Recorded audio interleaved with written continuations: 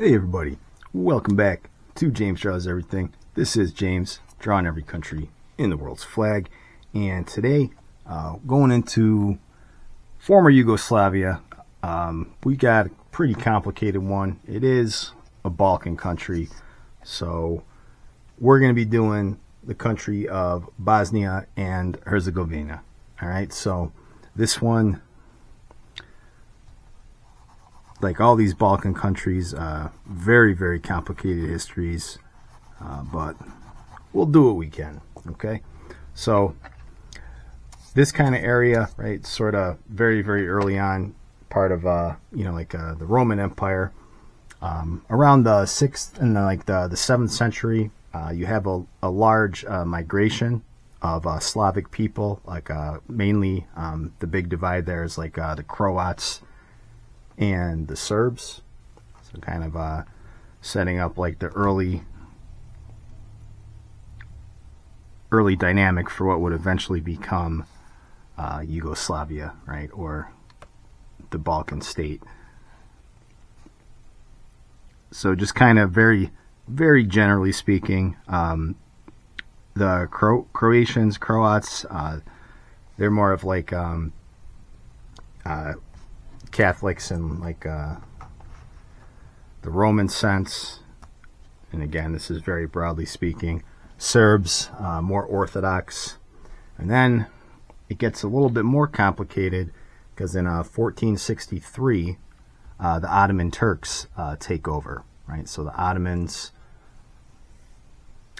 bring Islam to this part of the world, so that's where kind of Bosnia and Herzegovina gets kind of their identity from, because it is a European country, but if you look at the architecture and everything that's there, a lot of it is very influenced by the Islamic world, mainly Turkey.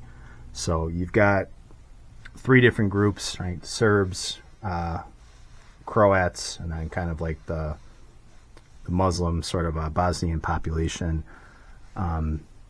But yeah, it's basically, though, it's under Ottoman rule, right? So it's just ruled from the top down. You do have some conflicts and stuff, but they did have a very strong hand running things. So that actually stays that way for about 4 centuries, and then that's where Austria-Hungary gets involved. And then, of course, things get a little bit more complicated. But speaking of complicated, give me a minute just to make sure I got all my stars here. I don't know if I can talk and draw at the same time with these. Just gotta make sure I got the right amount. 3, 4.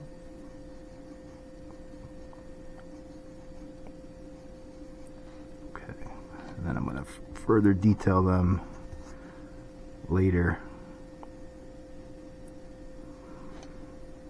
Okay, so where was I? Austria-Hungary. So this land that would become Bosnia and Herzegovina, it's desired by the Serbs and the Croats, but Austria-Hungary ends up taking the whole thing, and that causes a lot of troubles because they're out of Ottoman rule by that point, right? But then they just kind of go right into another monarchy, right? Without having their own, self-determination, and it gets even more complicated, right? Because you don't just have Serbs or Croats or Bosnians. You have Bosnian Croats, you have Bosnian Serbs. So this place is always just kind of a very interesting little melting pot, if you want to call it that, because there's an awful lot going on.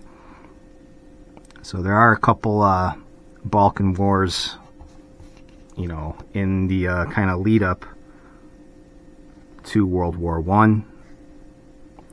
and then in 1914, a Bosnian Serb a member of the Black Hand, Gabriel Princip. He shoots the Archduke Franz Ferdinand, the Austrian Archduke, and what should have just been another chapter in the Balkan Wars, right? Because this place has always just kind of been at each other's throats. That's why they call it balkanization, right? There's actually a word for it, because it's so kind of linked to what goes on in this area. So what should have just been another chapter in the Balkan Wars kicks off World War I, right? So this little unrelated, or what you think would be an unrelated thing happening, just kind of starts off,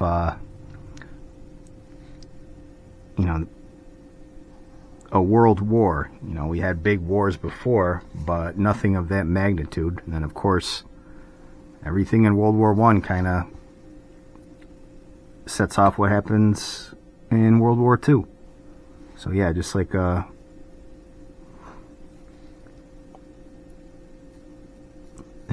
independence, sort of anarchist, kind of anti-monarchist movement, changed the entire world.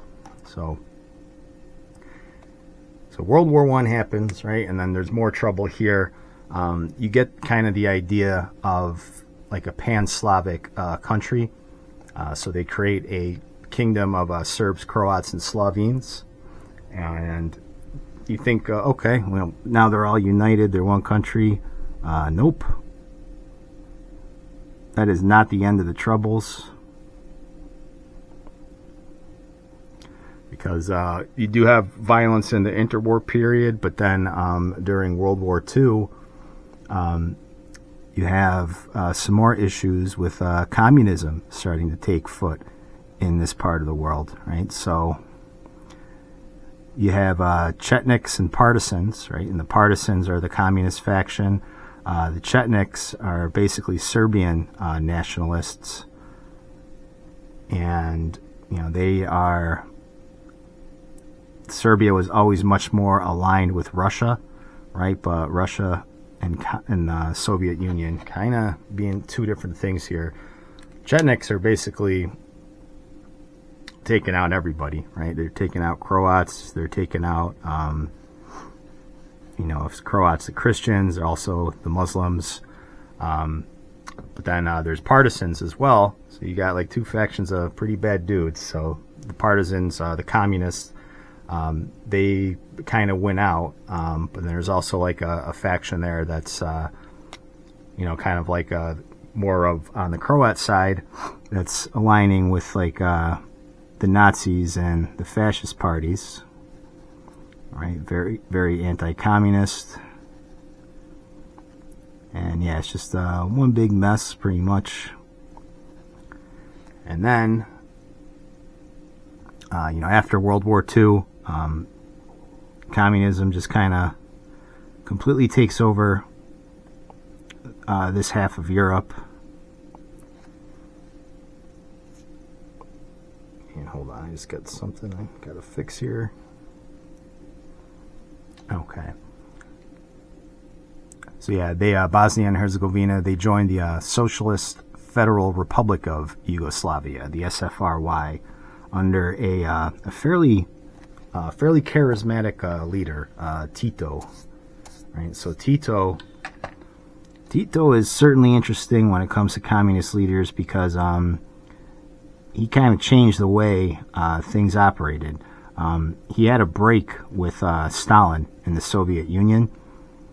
So Yugoslavia was very unique in that it kind of got to call its own shots, which drove Stalin completely insane. So he had a much tighter hand on other communist countries that were in that Soviet orbit, like Hungary, Romania, Bulgaria. But yeah, Tito, kind of one of these really weird anomalies in history that even like today, he's not like a saint or anything, but he's sometimes looked at as somebody who kind of made things work there, just because kind of really had to have a strong hand, with all like the tensions and whatnot in this part of the world. But Tito dies in the early 80s, and this is at the same time that communism is kind of falling apart. The Soviet Union goes through a very quick succession of leaders. A lot of guys are old and they die quickly, and Gorbachev comes in. The rest is history. Soviet Union falls. Yugoslavia declares their sovereignty, around the same time. And then, you think, all right, so communism's over. Yugoslavia can just go back to being a peaceful state, but when was that time, really, right? So there really isn't like a peaceful Yugoslavia to go back to. So that place implodes, basically. So not to get into all the details of that, but there's a lot of Serbian and Croatian influence here. Kind of each country, kind of claiming their own interest in Bosnia and Herzegovina. And it does lead to a lot of ethnic cleansing campaigns, that displace and kill a couple million people. And, kind of leads to a peace agreement much later on, like kind of in the late 90s. There is some more conflict, though, but maybe I'll save that for when we talk about Serbia. So Bosnia, Bosnia and Herzegovina, a country that is kind of, rebuilding. Mostly at peace now, but yeah, that was one of those conflicts where, it's probably the biggest one like in Europe since World War II. Kind of gets forgotten about now, but yeah, when people talk about like NATO is not a military alliance, it's a defense or it's a a trade organization, or it's like no, NATO had troops on the ground here. That's indisputable. And they also had a lot of, because this was like a Muslim country, a lot of bin Ladenite factions were kind of fully funded and gained their training over here, during those wars. So. And we all know what happened there when that came back to bite us. But yeah, just again, extremely complicated place. So one of those instances where United States shouldn't be involved at all, right, in this part of the world. So this was always like kind of a tinderbox, and then again we're funding bin Ladenites there. So, but that is Bosnia and Herzegovina. All right, so hopefully things work out there. It does seem to be definitely settled down quite a bit since the 90s. They're an official candidate for EU membership as of 2022. Still have some peacekeeping forces, NATO-led peacekeeping forces on the ground. But hopefully things work out for them and work out for the best. But that is Bosnia and Herzegovina. So let me know what you think. Like, comment, and subscribe. And I will catch you on the next video.